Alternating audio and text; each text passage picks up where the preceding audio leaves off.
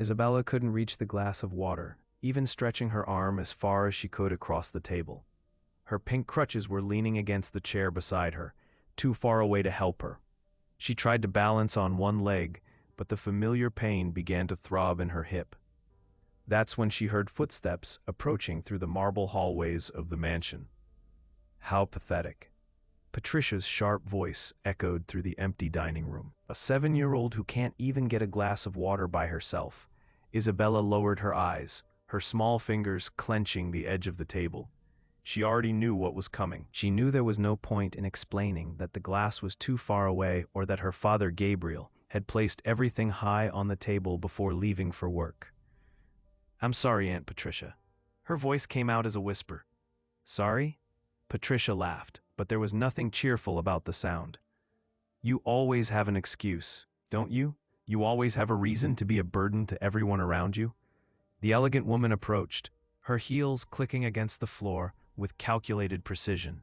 She wore a designer outfit that cost more than the annual salary of 3 normal people. Her platinum blonde hair combed to perfection. In the eyes of the world, Patricia Montero was the perfect bride for Gabriel Andrade, a billionaire hotel entrepreneur. A respected socialite, she had a master's degree in psychology and volunteered at charities. But when there were no witnesses, Patricia's blue eyes turned to ice. "Do you know what your father said to me last night?" She pulled up a chair and sat down in front of Isabella, forcing the girl to look at her. "He said he's tired. Tired of having to adapt his life to your special needs. Tired of not being able to travel when he wants because you need medical care. Tired of remembering your mother every time he looks at you." Each word was a stab in the child's heart. Isabella bit her lower lip, trying to hold back the tears that threatened to fall. "That's not true," she murmured, but her own voice sounded uncertain. "Is it not?" Patricia tilted her head, as if genuinely curious. "Then why does he spend less and less time at home? Why does he always make excuses to leave when you're around? Why did he ask me yesterday about those schools that specialize in children with disabilities?" Isabella's heart stopped for a second. Specialized schools? Was her father thinking of sending her away? Patricia smiled when she saw the impact of her words on the girl's face. It was exactly the reaction she was looking for. "But don't worry, dear." Her voice took on a false tone of sweetness. "I'll convince him not to do that. For now, as long as you behave like a good girl." Isabella nodded quickly, desperate to please. Anything to avoid being sent away from the only home she knew, the only family she had. "Good. Now, since you've been a troublesome girl trying to grab things you can't reach on your own, you won't be having lunch today. Maybe hunger will teach you to be more careful. But I didn't eat breakfast." The confession slipped out before Isabella could stop herself. Patricia's eyes narrowed dangerously. "Are you arguing with me? Are you saying I'm being unfair?" "No, I just what, Isabella? Just being a spoiled child who thinks she deserves food whenever she wants it? Your father works day and night to pay for your food, your clothes, your expensive medicine, and you still complain when you have to skip a meal." Isabella shook her head, her eyes now filled with tears. "I wasn't complaining. I hope not. Because ungrateful children end up in places much worse than specialized schools. They end up in orphanages, where no one will have patience with their limitations." The sound of the front door opening made Patricia change instantly. Her hard face softened, her shoulders relaxed, and when Gabriel appeared in the dining room with his work briefcase, he found his fiancée smiling affectionately at their daughter. "How was work, honey?" Patricia stood up and kissed him on the cheek. "Isabella and I were talking about how she's going to be a good girl today." Gabriel looked at his daughter, noticing her red eyes. For a moment, his expression softened. "Is everything okay, Isa?" Isabella opened her mouth to answer, but Patricia's warning glance was quicker than her words. "Yes, Daddy, I'm just a little tired." Gabriel nodded distractedly, already checking his cell phone for work messages. It was always like this. He asked out of politeness, but never really expected a full answer. He never had time to listen to what his daughter really wanted to say. "Patricia, can we talk upstairs? I have a few things to sort out about the wedding." "Of course, dear." Patricia kissed Isabella's forehead, a gesture that to any observer would seem affectionate. But the girl felt the woman's fingers squeeze her shoulders hard enough to hurt. Be a good girl, Isabella. Remember what we talked about. The couple climbed the main staircase, leaving Isabella alone in the dining room. She finally managed to reach the glass of water, but now her throat was too tight to drink. Patricia's words echoed in her mind like a terrible mantra. Burden, tired, limitations, orphanage. Isabella rested her head in her small hands and tried to understand how her life had become this. Before Patricia appeared almost 2 years ago, her father was different. Not perfect, never perfect after her mother died, but present. He helped her bathe when the pain in her legs was too strong. He read her stories before bed. He took her to visit the family's hotels on weekends. But Patricia arrived like a subtle storm, changing the atmosphere of the house degree by degree, until Isabella could no longer remember what it was like to breathe freely in those hallways. The girl picked up her crutches and slowly made her way to her room. Each step was a reminder of her difference, each movement a reminder that she was not like other children, that maybe Patricia was right, that maybe she really was a burden. That's when she heard a noise coming from the kitchen. Isabella stopped in the middle of the hallway, listening intently. It wasn't the familiar footsteps of Patricia or her father. It was someone else, someone moving carefully through the rooms of the house, curious and hopeful that it would be a distraction from her dark thoughts. She headed for the kitchen. She found a woman with her back to her, organizing some cleaning supplies on the counter. She wore a simple uniform, her brown hair tied back in a low ponytail. The woman turned when she heard the crutches against the floor, and Isabella saw a face that radiated a kindness she hadn't seen in a long time. "Hello."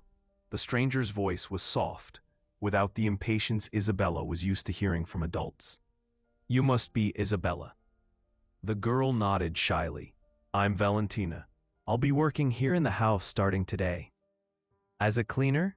Isabella asked, without malice, just curiosity. Valentina smiled, and there was something about that smile that made the girl's tight heart relax a little. "Whatever it takes. And you, how are you feeling today?" It was a simple question, but the way Valentina asked it, looking directly into Isabella's eyes, really waiting for an answer, made the girl realize that it had been months since anyone had asked her about her true feelings. "I'm fine." The automatic response came out before she could think. Valentina tilted her head, studying the child's face intently. "Are you sure? Because your eyes are a little red, and you look like you've been crying recently." Isabella looked down at her feet, not knowing what to say. Adults didn't usually notice when she was sad. Adults didn't usually care. "Can I ask you something?" Valentina crouched down until she was at the girl's eye level. "Did you have lunch today?" The question took Isabella by surprise. How did that woman know? No, but I'm not really hungry." Valentina frowned slightly. A 7-year-old girl is always hungry at lunchtime, unless she's feeling very sad or very sick. "Are you sick?" Isabella shook her head. "Then you must be feeling sad," Valentina said naturally. "And sad people need good food and affection. Both help the heart to heal." There was something in Valentina's voice that made Isabella want to trust her. Something that made her feel that maybe, for the first time in a long time, someone was really seeing her. Aunt Patricia said, "I can't have lunch because I was troublesome." The words came out in a whisper, as if she were telling a terrible secret. Valentina was very quiet for a few seconds, and Isabella feared she had said something wrong. But when the woman spoke again, her voice was even softer. "And what did you do that was so troublesome?" "I tried to get a glass of water, but I couldn't reach it." The silence that followed was unlike anything Isabella had ever experienced. It wasn't the heavy, threatening silence that always preceded Patricia's lectures. It was a protective silence, as if Valentina were carefully choosing her words so as not to hurt her. "Isabella," Valentina finally said, "you need to understand something very important. Trying to get a glass of water when you're thirsty will never, ever be a problem. It's normal. It's something anyone would do." The girl looked up, surprised. "But I should be able to reach it myself. Other children can." Other children don't use crutches. Other children have two free arms to balance themselves while they stretch. You are different, and that is not your fault, nor is it a bad thing. It is just a fact. Valentina got up and went to the refrigerator. Now, how about we eat something? Because I haven't had lunch yet either, and cooking for one person is very lonely. Isabella felt a mixture of hope and fear. But Aunt Patricia said, "Aunt Patricia is not your mother." Valentina said firmly but without harshness. "And I am a responsible adult who is taking care of you right now. My responsibility is to make sure you are fed, safe, and happy." While Valentina prepared two simple but carefully assembled sandwiches, Isabella sat on a kitchen stool and watched. There was something different about the way this woman moved. She was efficient, yes, but there was also a subtle elegance in her gestures, as if she were used to doing more important things than making sandwiches. "Valentina?" Isabella asked hesitantly. "Yes? Do you have children?" The question seemed to take Valentina by surprise. She stopped cutting the tomato for a moment, and Isabella saw a shadow pass over her face. "No, I don't," she replied softly. "But I've always liked children. I've always thought they're the most honest people in the world." "Why honest?" "Because you say exactly what you feel without pretending. When you're happy, you laugh with your whole body. When you're sad, you cry for real. When you like someone, you show it. When you don't like someone, you show that too." Valentina placed the sandwich in front of Isabella along with a glass of orange juice. Adults complicate things a lot. They pretend to like people they don't like. They smile when they're angry. They say things they don't mean. It's very confusing. Isabella took a bite of the sandwich and discovered she was hungrier than she thought. It was simple, just bread, cheese, tomato, and lettuce. But it tasted like love. "Does Aunt Patricia pretend to like me?" The question came out before she could stop herself. Valentina chewed slowly, thinking about the answer. "What do you think?" "I think she doesn't like me. I think she wishes I didn't exist." The child's honesty was devastating. Valentina felt something tighten in her chest, a cold, controlled anger she hadn't felt in years. "And how does that make you feel?" "Sad and scared." Isabella swallowed hard. She said my dad is tired of me, that he wants to send me to a school far away from here. What if it's true? "Isabella, look at me." Valentina waited until she had the girl's full attention.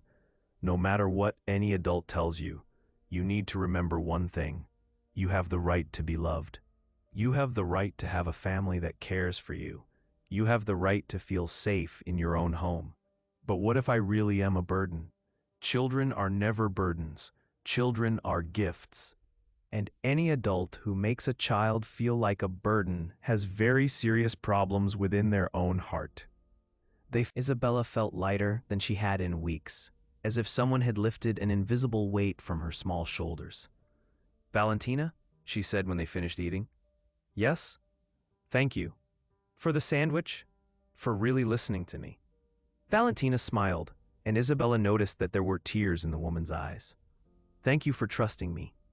It was at that moment that they heard footsteps coming down the stairs. Patricia and Gabriel were returning. Valentina quickly washed the dishes and put everything away, while Isabella dried her eyes and tried to look like nothing had happened. When Patricia entered the kitchen a few minutes later, she found Valentina organizing the cleaning supplies and Isabella sitting quietly on the stool. "Isabella, why aren't you in your room?" Patricia's voice carried that subtle, threatening tone that Isabella knew well. "I was just getting to know the new employee," Isabella replied carefully. Patricia looked from one to the other, her calculating eyes searching for signs of something she couldn't identify. "Valentina, isn't it?" she said, finally acknowledging the presence of the new maid. "I hope you understand your responsibilities. In this house, each person has their place and their duties." "I understand perfectly," Valentina replied with impeccable professional politeness.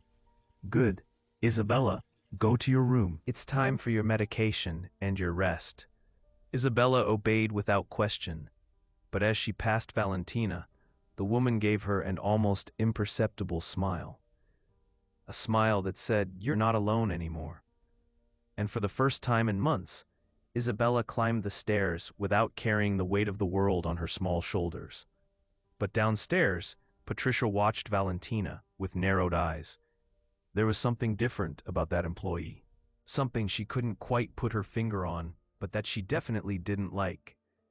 She would have to keep an eye on that woman. A very close eye. Because Patricia Montero hadn't gotten where she was by being careless. And she wasn't going to let anything or anyone get in the way of her plans for Gabriel Andrade and his fortune. Not even a domestic worker who seemed to care too much about a child who was just an obstacle to be removed. 3 weeks had passed since Valentina started working at the Andrade mansion, and Isabella found herself looking forward to small moments throughout each day. Moments when Patricia was busy with her social appointments and Gabriel was buried in his business meetings. Moments when she could talk to the only adult who seemed to truly see her.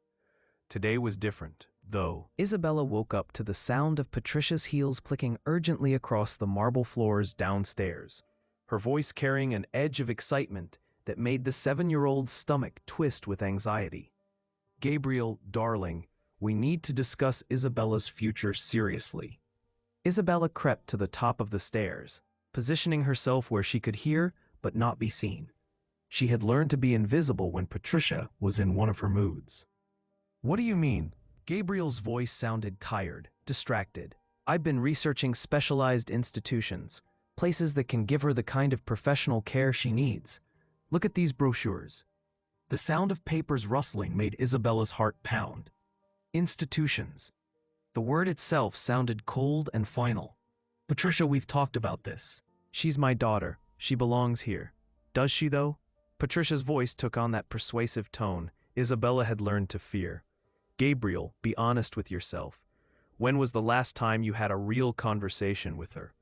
When was the last time you saw her smile genuinely? She's not thriving here." "She seems fine to me." "Fine?" Patricia laughed, but it wasn't a happy sound.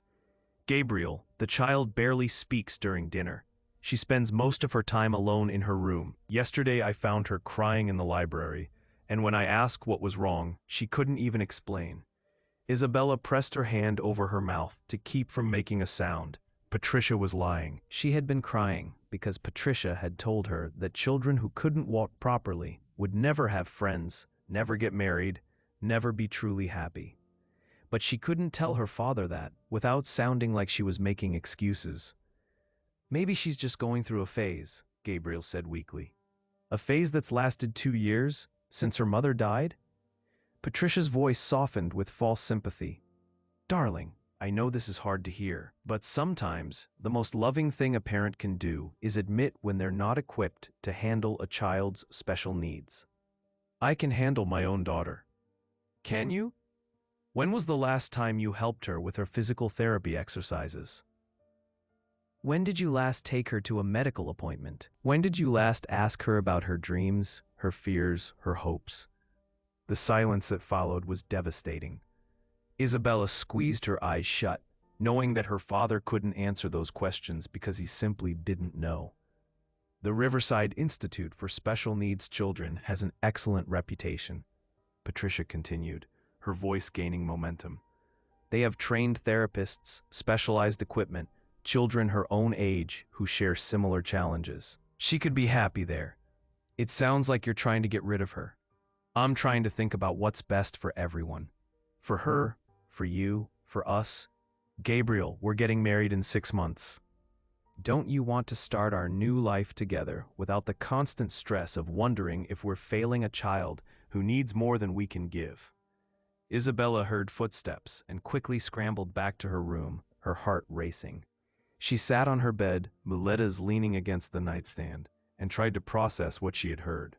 Patricia was really trying to send her away, and worse, her father was actually considering it. A soft knock on her door interrupted her spiral of panic. "Isabella, it's Valentina. May I come in?" "Yes," Isabella called, trying to keep her voice steady. Valentina entered, carrying a small tray with tea and cookies. She took one look at Isabella's face and immediately set the tray down, moving to sit on the edge of the bed. "What's wrong?" The simple question broke something inside Isabella, and the tears she had been holding back came flooding out. Between sobs, she told Valentina everything she had overheard. Valentina listened without interrupting, her face growing increasingly serious as the story unfolded. "She wants to send me away," Isabella whispered, "and I think my dad is going to let her." "Has your father ever mentioned this Riverside Institute to you directly?" Isabella shook her head. "And has Patricia ever shown you these brochures she was talking about?" "No, but she talks about it sometimes. She says I need professional help because I'm too much work for a normal family." Valentina was quiet for a long moment, her jaw tight. When she spoke again, her voice was carefully controlled. "Isabella, I want you to listen to me very carefully. Adults sometimes say things when they're stressed or confused that they don't really mean. Your father loves you. I can see it in the way he looks at you, even if he doesn't always know how to show it. But what if Patricia convinces him? Then we'll deal with that when it happens. But right now, I want you to focus on something else. Tell me about your mother." The change of subject surprised Isabella, but talking about her mother always made her feel calmer. She was beautiful and funny. She used to sing to me every night before bed, and she never made me feel different because of my legs. She said I was perfect exactly as I am. She sounds like a wise woman. She was. Patricia says I remind my dad too much of her, and that's why he doesn't like spending time with me. Valentina's eyes flashed with anger, but her voice remained gentle. "That's not true, sweetheart. Sometimes when people love someone very much and lose them, it can be hard to look at reminders because the sadness is too big, but that doesn't mean they love you less. It just means they're still learning how to carry their grief. Do you think my mom would want me to go to that place? What do you think she would want?" Isabella considered this seriously. "I think she would want me to be somewhere I feel loved and safe. But I also think she would want me to be with my family. Then trust that feeling, and remember that sometimes adults need time to figure out the right thing to do. Your job isn't to make it easy for them. Your job is just to be yourself." Over the following days, Valentina began to pay closer attention to the dynamics in the house. She noticed how Patricia's behavior changed completely when Gabriel was around, becoming the picture of maternal care and concern. She noticed how Gabriel seemed to rely on Patricia's judgment about Isabella's needs without ever asking Isabella herself what she wanted. And she noticed something else. Patricia had started leaving documents around where Isabella might see them. Brochures for boarding schools, articles about children with physical disabilities being better served in specialized environments, information about how difficult it was for single fathers to raise special needs children. It was psychological warfare, designed to make Isabella feel like a burden, while simultaneously convincing Gabriel that sending her away was an act of love. Valentina had seen this kind of manipulation before, in her previous life when she moved in different circles. The subtle undermining, the gradual erosion of confidence, the way certain people could make others doubt their own judgment and feelings. But she had never seen it used against a child. One afternoon, while cleaning Gabriel's study, she overheard him on a phone call. "Yes, I understand the application process. And you're sure she would receive individual attention? I don't want her to feel abandoned." Valentina's blood ran cold. He was actually calling the school. "The thing is, my fiancé thinks it might be best, but I'm still not certain. Isabella is all I have left of her mother, and sending her away feels like losing that connection entirely." No, she hasn't expressed any desire to go. In fact, I'm not sure she even knows we're considering it. Patricia thinks it's better not to get her hopes up until we make a decision. Valentina closed her eyes, feeling a familiar anger building in her chest. An anger she hadn't felt since her own world had collapsed 3 years ago. "I see. Yes, I'll discuss it with her soon. Thank you for your time." When Gabriel hung up, Valentina made a decision that could cost her the job she desperately needed, but which she knew was necessary anyway. She knocked on the study door. "Mr. Andrade, may I speak with you for a moment?" Gabriel looked up from his papers, surprised. In 3 weeks, Valentina had been the perfect employee. Efficient, quiet, professional. She had never initiated a conversation beyond basic work-related matters. "Of course. Is everything all right? I wanted to talk to you about Isabella." Gabriel's expression immediately became guarded. "I'm not sure that's appropriate. You're here to clean the house, not to give parenting advice. You're absolutely right, Valentina said calmly. But I spend more time with your daughter than anyone else in this house, and I've noticed some things that concern me. Such as? When was the last time you asked Isabella what she wants for her future? Gabriel frowned. She's 7 years old. Children her age don't know what they want.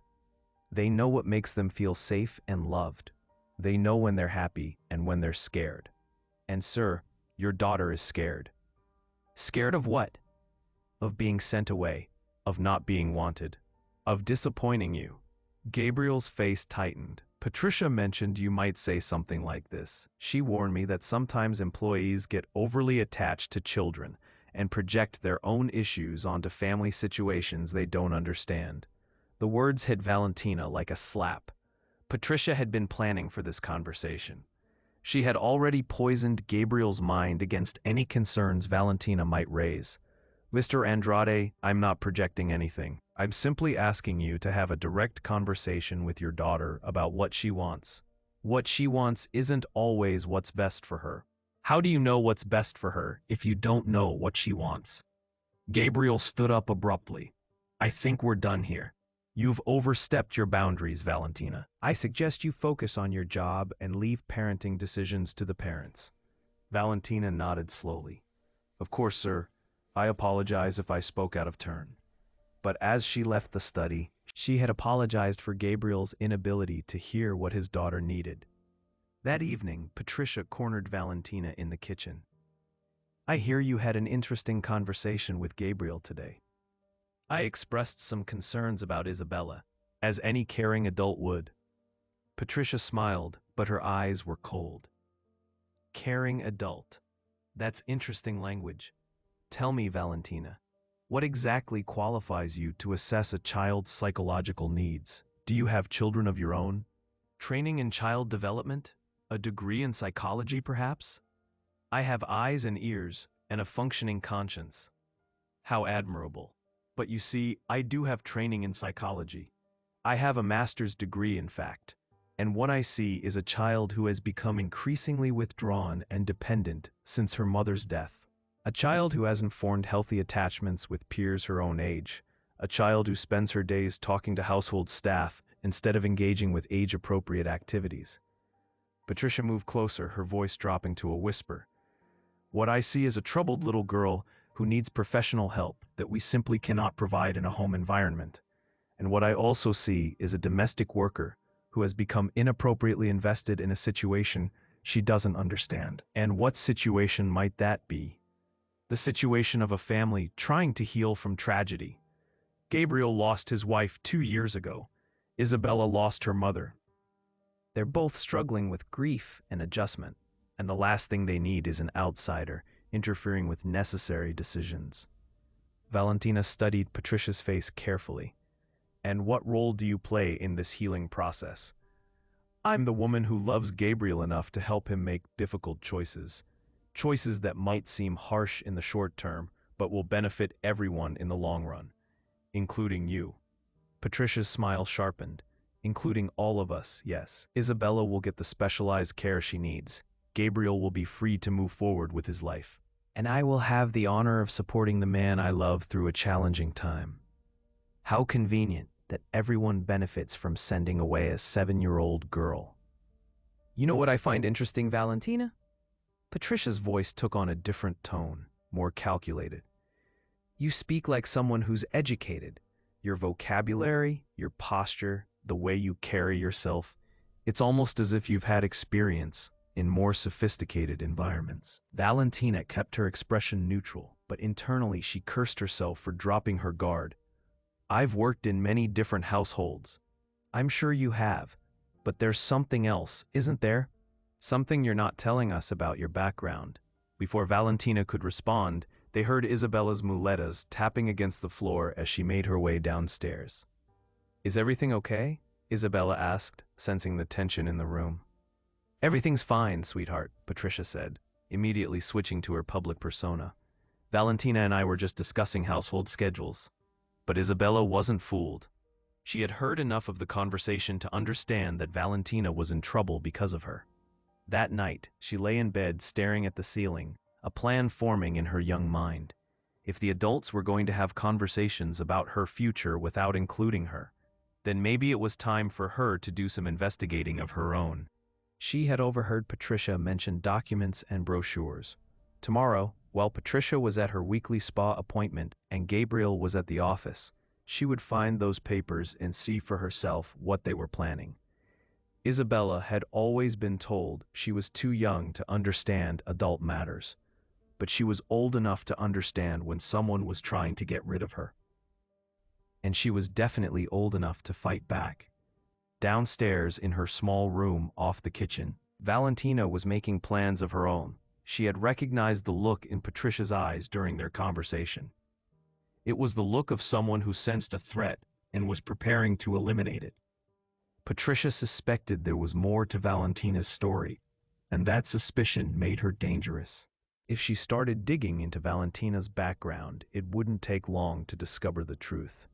But Valentina had learned something important during her 3 years of hiding.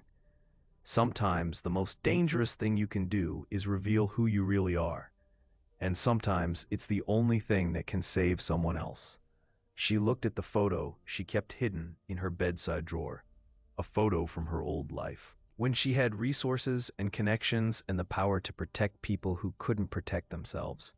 Isabella needed someone to fight for her. And maybe, just maybe, it was time for Valentina to remember how to be a fighter again. But first, she needed to find out exactly what Patricia was planning. And she needed to find proof that Gabriel could understand, evidence that even his grief-clouded judgment couldn't dismiss. Because tomorrow, Patricia was going to escalate. Valentina could feel it in the way the woman had looked at her, the questions she had asked, the subtle threats disguised as observations. The battle for Isabella's future was about to begin in earnest, and Valentina realized that she was the only one standing between a little girl and a woman who saw that child as nothing more than an obstacle to be removed.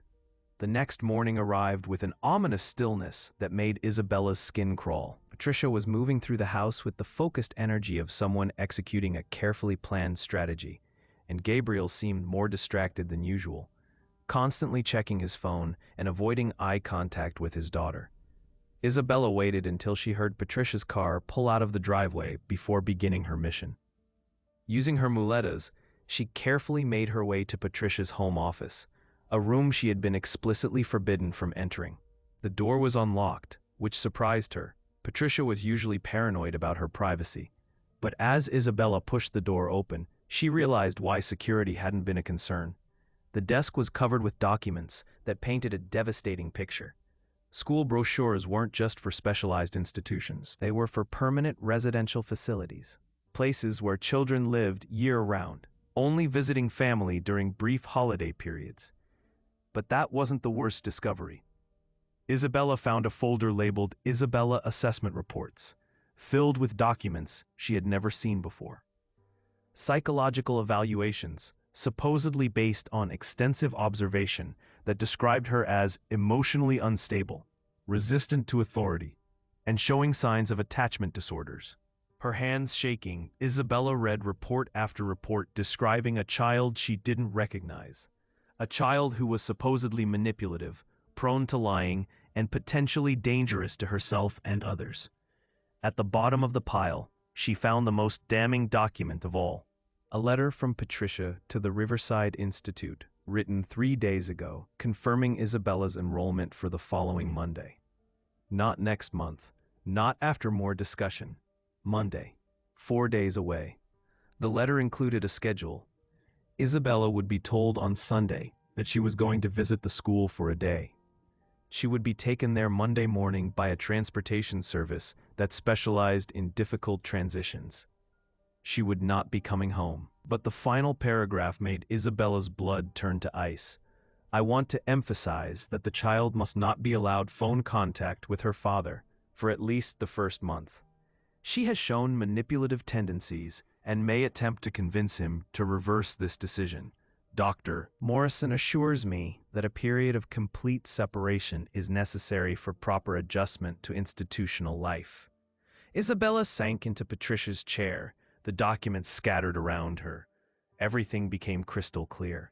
Patricia hadn't just been convincing Gabriel that sending her away was best for her. She had been systematically creating false evidence to support that conclusion. The psychological reports were fabricated.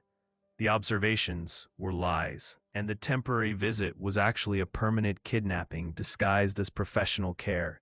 But who would believe her?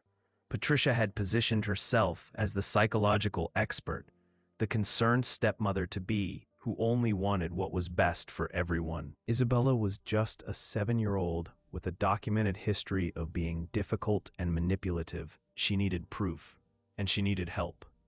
Isabella photographed the most damning documents with Patricia's own tablet, then carefully returned everything to its original position. But as she prepared to leave the office, she heard the sound of a car in the driveway. Patricia was back early, panic flooding her system. Isabella moved as quickly and quietly as she could, but her muletas made stealth nearly impossible. She made it halfway to the stairs when she heard the front door open. "Isabella?" Patricia's voice carried that false sweetness that always made Isabella's stomach clench. "Where are you, darling?" Isabella frozen on the stairway, knowing she couldn't make it to her room without being seen. "I'm here," she called, trying to sound normal. Patricia appeared at the bottom of the stairs, and for just a moment, her mask slipped. Her eyes were calculating, suspicious, scanning Isabella's face for signs of deception. "What are you doing on the stairs, sweetheart? You know how dangerous they can be for you." "I was just going to my room." "From where?" The question was casual, but Isabella heard the trap in it. "From the kitchen. I was looking for Valentina." "How odd." "Valentina is upstairs cleaning the guest bathrooms. She has been for the past hour." Isabella's heart sank. Patricia had caught her in a lie, and they both knew it. "Well then, I must have missed her." Patricia climbed the stairs slowly, deliberately, like a predator approaching cornered prey. "Isabella, darling, we need to have a very serious conversation about honesty. Come to my office." It wasn't a request. With no choice, Isabella followed Patricia back to the very room where she had discovered the truth about her fate. Patricia closed the door behind them and moved to her desk, her eyes immediately scanning the surface for signs of disturbance. "Sit down." Isabella lowered herself into the chair across from the desk, her muletas leaning against her leg. "Isabella, I want you to tell me exactly what you were doing this morning." "I was looking for Valentina." "Try again." I wanted to ask her something." Patricia opened a desk drawer and pulled out a small device that Isabella didn't recognize. "This is very interesting technology," Patricia said conversationally. "It's a motion sensor that I had installed in this office after some important documents went missing from my previous job. It records whenever someone enters the room and exactly how long they stay."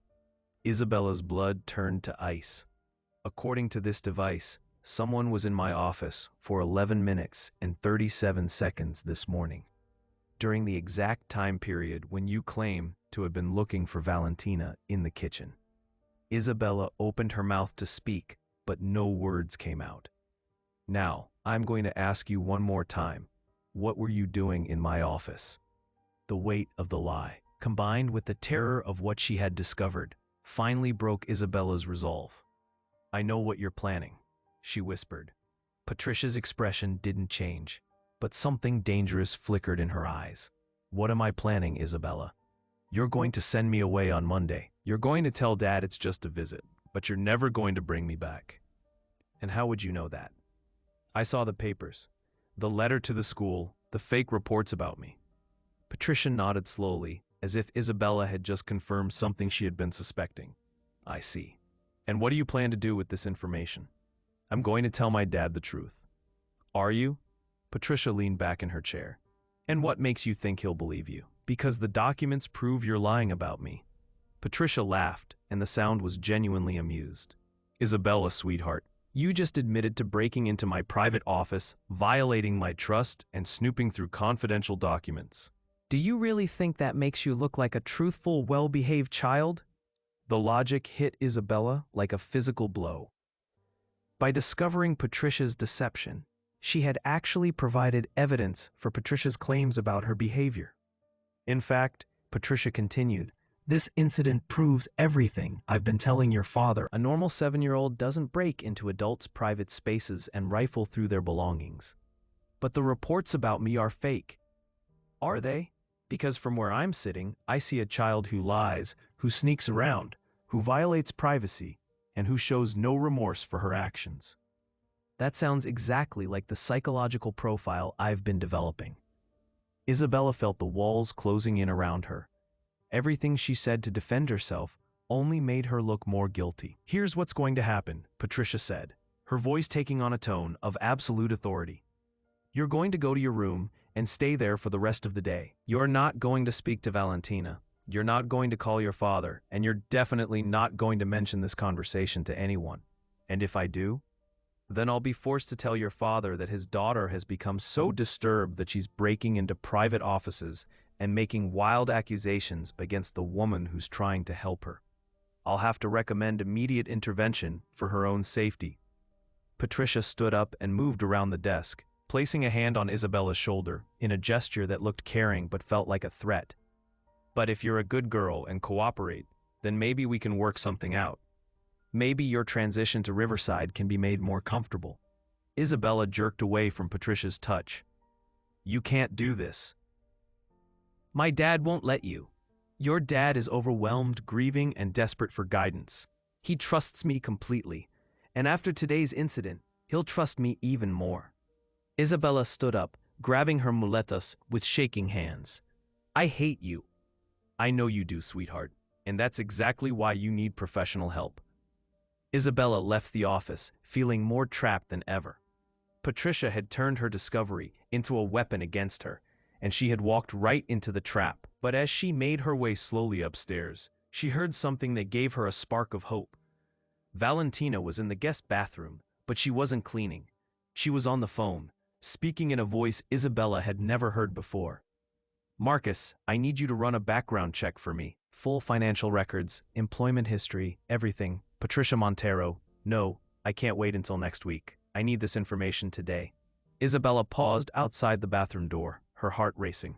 Valentina was investigating Patricia, and she was talking to someone named Marcus like she had authority to request background checks. I don't care what it costs, Valentina continued. And Marcus, I need you to look into the Riverside Institute for Special Needs Children.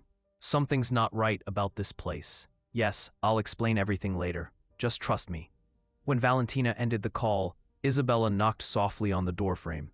Valentina turned, and Isabella saw something she had never seen in an adult's face when looking at her. Pure protective fury. Isabella, sweetheart, we need to talk, right now. They went to Isabella's room and closed the door. Isabella told Valentina everything she had discovered, and with each revelation, Valentina's expression grew darker. Show me the photos you took.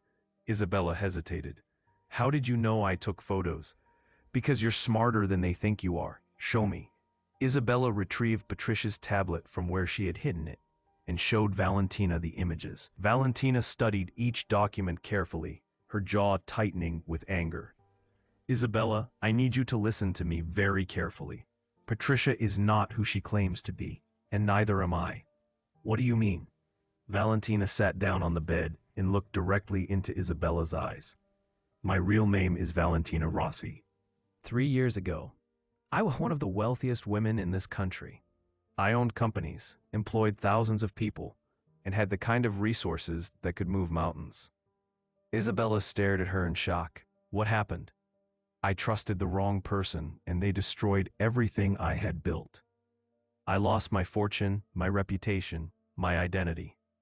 For 3 years, I've been hiding, working as a housekeeper to survive while I figured out how to rebuild my life. But why are you telling me this? Because what Patricia is doing to you is exactly what was done to me. Systematic manipulation, false documentation, and the slow destruction of someone's life, while making it look like it's for their own good. Valentina stood up and began pacing the room. But unlike me 3 years ago, you're not facing this alone. I still have friends, people who owe me favors, resources that Patricia doesn't know exist. You mean you can stop her? I mean we can stop her. but it's going to require you to be braver than any 7-year-old should have to be. Isabella straightened her shoulders. What do you need me to do? Before you continue, let me ask where you're watching from. I'd love to know how far this story reaches. Tomorrow is Saturday.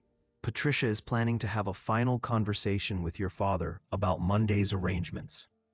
She's going to present him with her psychological reports and get his signature on the enrollment papers. How do you know that? Because I know people like Patricia. They always need official approval for their schemes, and they always wait until the last possible moment to get it, so their victims don't have time to think or research. Valentina sat back down and took Isabella's hands. Here's what we're going to do. I'm going to get proof of who Patricia really is and what she's actually planning. But I need you to do something very difficult. What? I need you to act normal tomorrow. Don't let her know that you're suspicious or scared. Can you do that? Isabella nodded, though her heart was pounding. And if she tries to get you to sign anything or agree to anything, you tell her you want to wait and talk to your father first. Can you remember that? Yes. Good. Now there's something else you need to know. When this is all over, when Patricia is gone and you're safe, I'm going to have to leave too. Isabella felt her heart break a little. Why? Because I can't keep hiding forever. Eventually, I need to face my old life and figure out how to rebuild it. But Isabella, I want you to know that meeting you has reminded me of something very important. What? That sometimes the most important thing you can do with power is use it to protect someone who can't protect themselves. That evening, Gabriel came home to find Patricia waiting for him in his study with a folder of documents and a look of grave concern. Gabriel, darling, we need to talk about what happened today.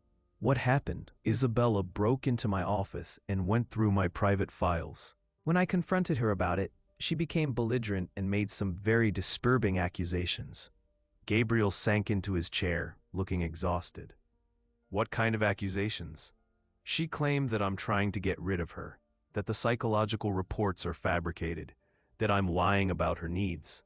Gabriel, this is exactly the kind of paranoid thinking that Dr. Morrison warned us about.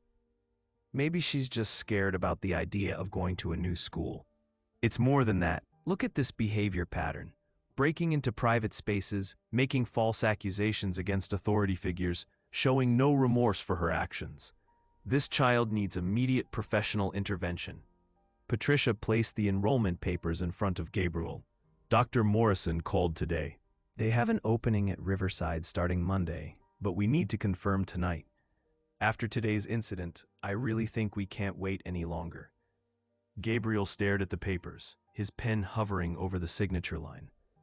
I just feel like I'm abandoning her. You're saving her, Gabriel. And you're saving yourself. You can't help Isabella if you're drowning in guilt and uncertainty. Let the professionals handle this. Gabriel picked up the pen, and that's when they heard a knock on the study door. Come in, Gabriel called. Valentina entered, but she wasn't dressed as a housekeeper. She wore a business suit that fit her perfectly. Her hair was styled professionally, and she carried herself with the unmistakable bearing of someone accustomed to boardrooms and power. Mr.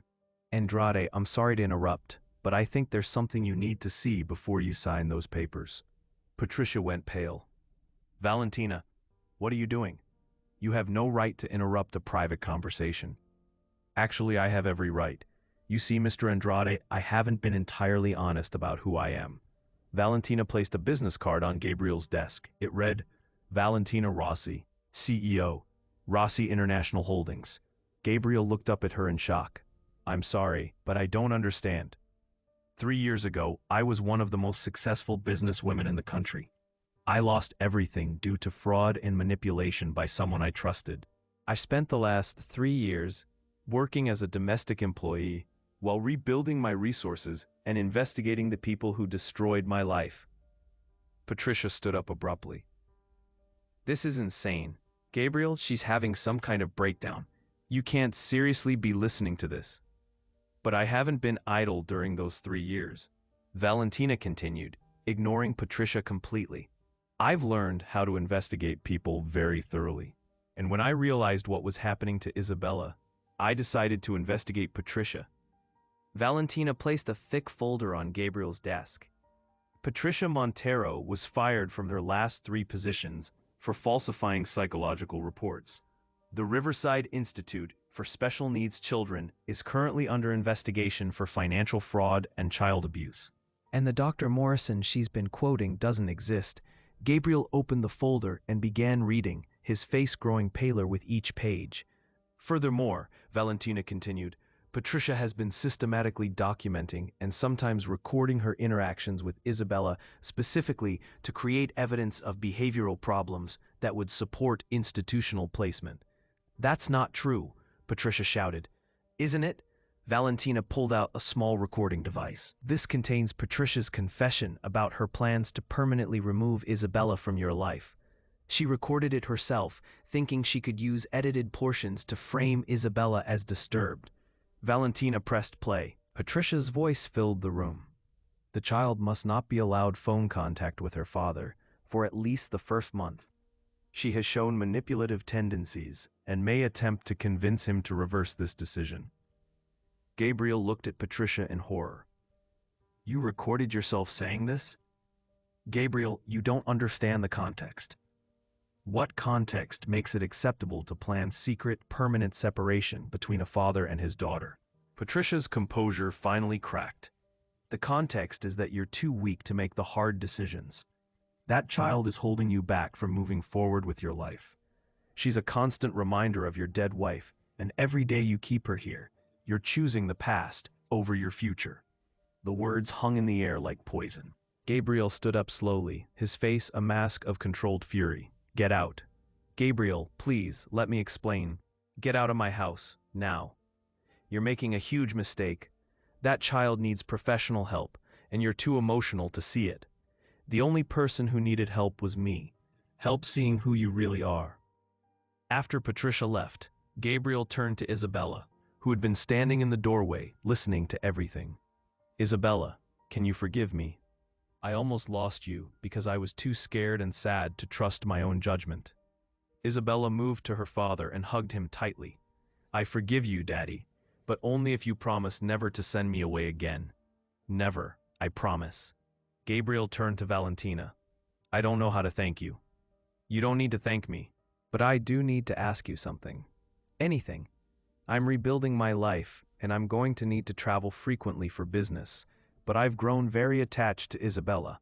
Would you consider letting me be part of your family? Not as an employee, but as someone who cares about both of you. Gabriel looked at Isabella, who was nodding enthusiastically. We'd be honored. 6 months later, Gabriel, Isabella, and Valentina stood together in a courthouse as Valentina officially became Isabella's adoptive mother.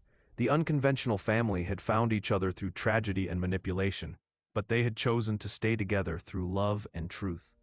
Patricia was facing charges for fraud and child endangerment.